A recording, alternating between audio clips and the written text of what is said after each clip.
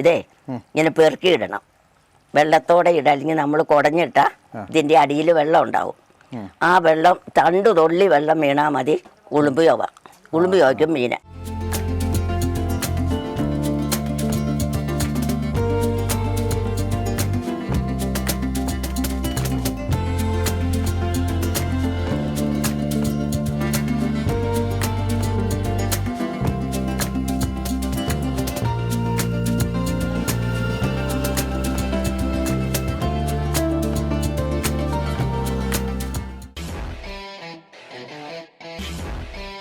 അപ്പോൾ നമസ്കാരം.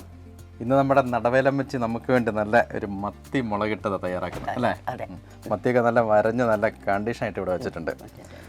ഞാൻ കഴിഞ്ഞ പ്രാവശ്യം വന്നപ്പോൾ മത്തിക്കറി കൂട്ടിയതിൻ്റെ ആ ടേസ്റ്റ് നാവിന്ന് പോയിട്ടില്ല. അതുകൊണ്ട് ഇന്ന് മത്തി തന്നെ വെക്കാൻ പറഞ്ഞത്. നല്ല അടിപൊളി ടേസ്റ്റ് ആയിരുന്നു. ആ മത്തിക്കറി കഴിച്ചാൽ നല്ല ഐക്കുറേൻ്റെ രുചിയാണ്. അപ്പോൾ നമുക്ക് ഇന്ന് അടിപൊളി മത്തിക്കറി വെപ്പിൻ്റെ ഗുണം. അപ്പോൾ ഗുണം ഇന്ന് നമുക്ക് എല്ലാവരും കാണിച്ചു കൊടുക്കാം കേട്ടോ. അപ്പോൾ നല്ല അടിപൊളി ഒരു മത്തിക്കറി ഉണ്ടാക്കാം. തുടങ്ങല്ലേ? തുടങ്ങാം. തീ കത്തിച്ചു, ചട്ടി ചൂടായി, നമുക്കിനി എണ്ണ ഒഴിക്കാം.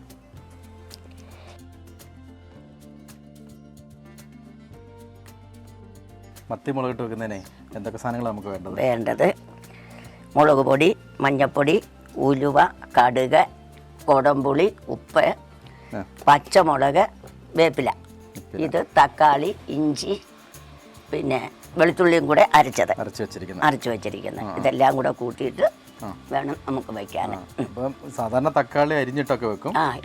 നമ്മൾ അരച്ചു വയ്ക്കുന്നു. കടുകിടുന്നു,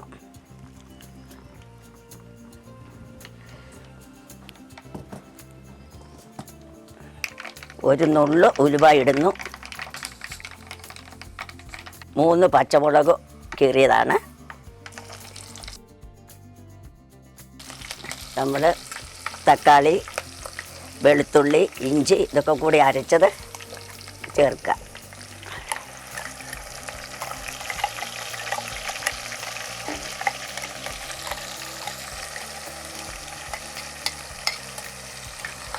നമ്മൾ തക്കാളി, വെളുത്തുള്ളി, ഇഞ്ചിയും കൂടെ ഒഴിച്ചത് അത് ശരിക്കും എണ്ണയിൽ വഴറ്റിയെടുത്താൽ, അല്ലെങ്കിൽ ഒരു പച്ച ചുവ ഉണ്ടാകും. വഴറ്റിയെടുക്കണം. അപ്പം വഴന്ന് വരുന്നുണ്ട്.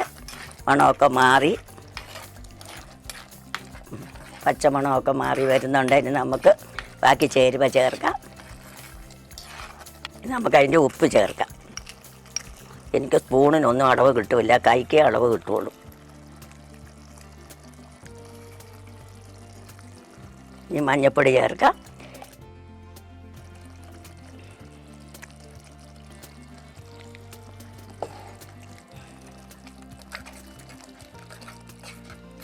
അതിൻ്റെ പച്ചനിറം മാറി. ഇനി നമുക്കതിന് മുളക് പൊടി ഇട്ട് കൊടുക്കാം.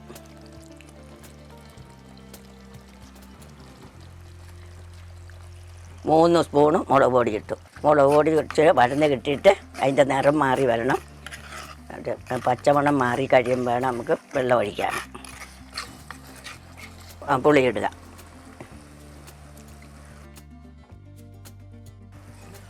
നാല് കഷ്ണം പുളി ഇട്ട് കേട്ടോ.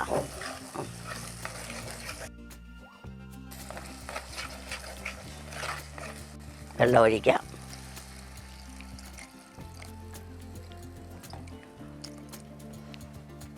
ഇനിയിപ്പോൾ ഇത് നന്നായിട്ട് തിളച്ചാലാണോ മീനിടുന്നത്?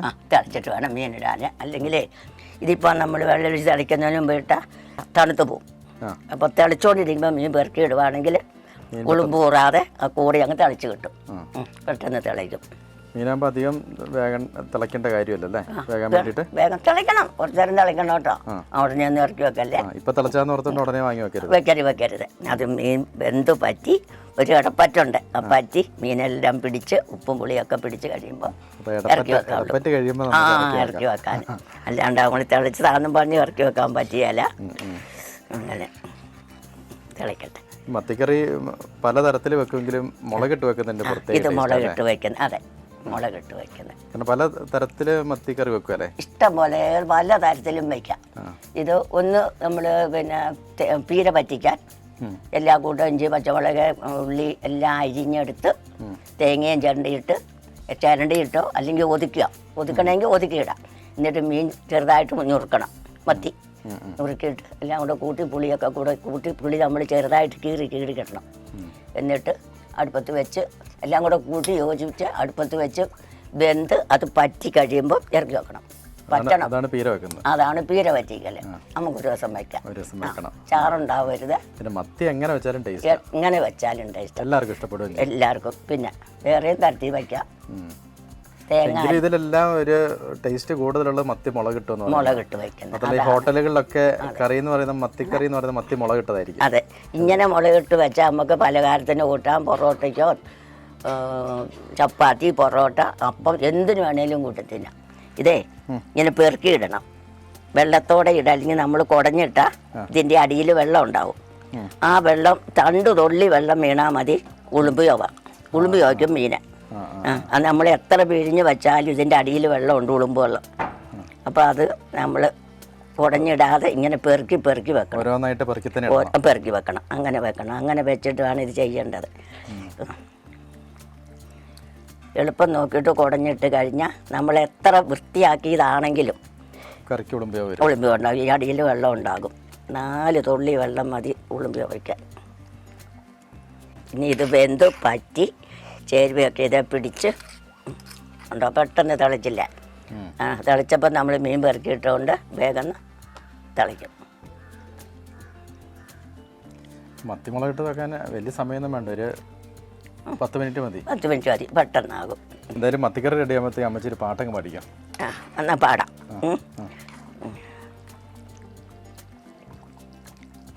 പിന്നെ എനിക്കേ ഒച്ചയടപ്പും ചുമയും കഫക്കെട്ടും ഒക്കെ ആയിട്ട് ഒച്ചയടപ്പും ഒക്കെ ആയിരുന്നുകൊണ്ട് എൻ്റെ സൗണ്ട് കൊള്ളൂല. അത് കേൾക്കുന്നവർക്കൊരു മോശമായിട്ട് വരും ഞാൻ പാട്ട് പാടിയ സൗണ്ട് കൊള്ളുക. അതിപ്പോൾ കുറച്ച് കാലമായി ഇപ്പോൾ അങ്ങനെ ആയിട്ട് സൗണ്ടൊക്കെ മാറിപ്പോയി. എന്നാലും ഞാൻ ഈശോയുടെ ഒരു പാട്ട് ഞാൻ പാടാം. ഞാൻ കുഞ്ഞുനാളിൽ ഞാൻ പഠിച്ചതാണ്. ഇപ്പോഴത്തെ ലിപിയല്ല, അക്ഷരങ്ങളല്ല, രീതിയല്ല, ഒന്നുമല്ല. ഇപ്പോൾ ഉള്ളവർക്ക് അത് കേൾക്കുമ്പോൾ ഒരു പുച്ഛമായിരിക്കും. എന്നാലും അന്നോ അങ്ങനല്ലേ പഴയ കാലത്തെ പാട്ട് കാണാം. ആരാലും ധരിച്ചിടാ ഓർക്കുമ്പോൾ നിൻ ഗുണങ്ങൾ പാർക്കുന്നു ദിനം തോറും സക്രാരി അതിനുള്ളിൽ നിന്നോടെ മാംസം രക്തം ഭോജന പാനീയങ്ങൾ മഞ്ഞിടെ പാർത്തിടുന്നു നിന്നോടെ ദാസന്മാർക്ക് സന്താപബന്ധന്മാരെ സന്തോഷിപ്പിക്കുവാനായി എന്താണു മാർഗമെന്ന് ചിന്തിച്ചു ചെയ്തീവിധം കാരുണ്യവാരിരാശേ ചോരാരിൽ നിന്നു കാത്തു ആരോഗ്യരക്ഷ നൽകി ധീരയാക്കിയിടണമേ. പെണ്ണുങ്ങൾ പാടിയ ധീരയാക്കിയിടണമെന്ന്, ആണുങ്ങൾ പാടിയ ധീരനാക്കിയിടണമെന്ന്. അതാണ് ഈശോട്. നല്ല ഒരു ഭക്തിയാണ്. സൗണ്ട് പോയി പാടാൻ മേല, നല്ല സൗണ്ടാണ്. ഇത്രയും ലൈൻ ഓർത്തിരിക്കുന്നത് ഇപ്പോഴത്തെ ഒന്നുമല്ല.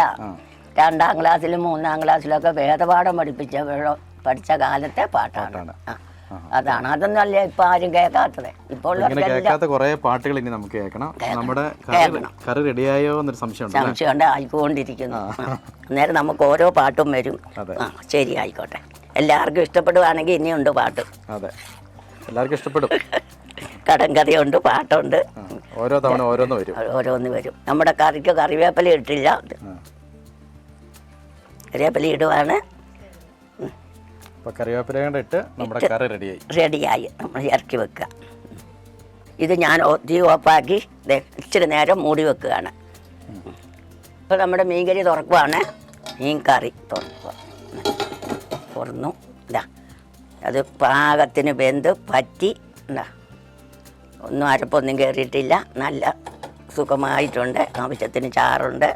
അപ്പോൾ നമ്മുടെ അമ്മച്ചി ഉണ്ടാക്കിയ മത്തി മുളകിട്ടത് റെഡി ആയിട്ടുണ്ട്. ഇത് ആ പ്ലേറ്റങ്ങ് മാറ്റിയപ്പോൾ ഇതിൻ്റെ മൂടലങ്ങ് മാറ്റിയപ്പോൾ തന്നെ അതിൻ്റെ മണം കിട്ടും പറയാം. ഇത് സൂപ്പർ കറിയാന്നുള്ളത്. അതിനാണ് അത് മൂടി വെക്കുന്നത്. അതെ, ആ കരിവേപ്പിലേൻ്റെ ഒക്കെ ആ സ്മെല്ലും ടേസ്റ്റ് എല്ലാം കൂടെ വരാൻ പറ്റില്ല.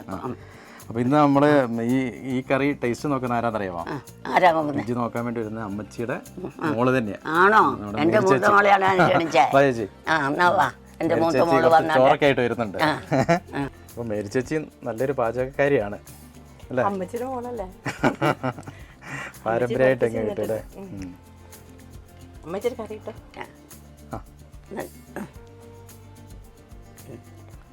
ഇതാ മീനിടാ. എന്താ കൈ കാണണേ, ഇതിൽ ഉപ്പ് നോക്കിക്കേ, കൈ വെച്ചിട്ട് നോക്കിക്കേ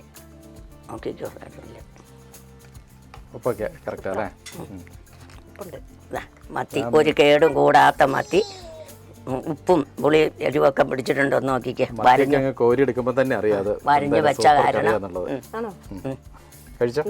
ഇതിനും കൂടെ നോക്കിക്കേ, അതിനെ അറിയാതെ പറയരുത് കേട്ടോ. ഉള്ളതുള്ളവരെ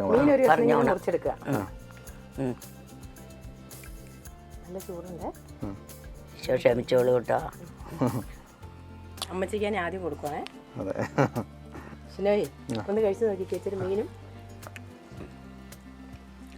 എങ്ങനെയുണ്ട്? കണ്ടീഷനാ, ഉപ്പും പുളിയും ഒക്കെ കറക്റ്റ്.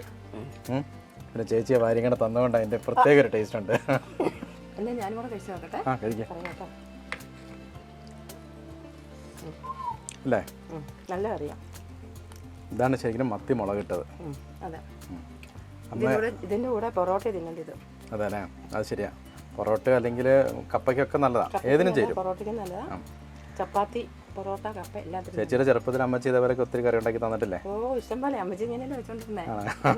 അപ്പോൾ നമ്മുടെ അമ്മച്ചി ഉണ്ടാക്കിയ മത്തി മുളകിട്ട് നല്ല അടിപൊളി ടേസ്റ്റാണ്. അവിടെ മേരി ചേച്ചി കഴിച്ച് കഴിഞ്ഞിട്ട് അതിൻ്റെ കറക്റ്റ് പറയുകയും ചെയ്തിട്ടുണ്ട്. നല്ല അടിപൊളി ടേസ്റ്റാണ്. എല്ലാവരും ഇതുപോലെ വെച്ച് നോക്കുക. ഇത് അമ്മച്ചിയുടെ മൂത്ത മോളാണ്. ഇനി മൊത്തം 5 മക്കളല്ലേ? ഓരോരുത്തരെ ഓരോ വീഡിയോയിലിട്ട് നമുക്ക് പരിചയപ്പെടാം. അപ്പം എന്തായാലും അടിപൊളി ടേസ്റ്റുള്ള മത്തി മുളകിട്ട് നിങ്ങളെല്ലാവരും വെച്ച് നോക്കിയിട്ട് അമ്മച്ചീനോട് പറയണം അല്ലേ?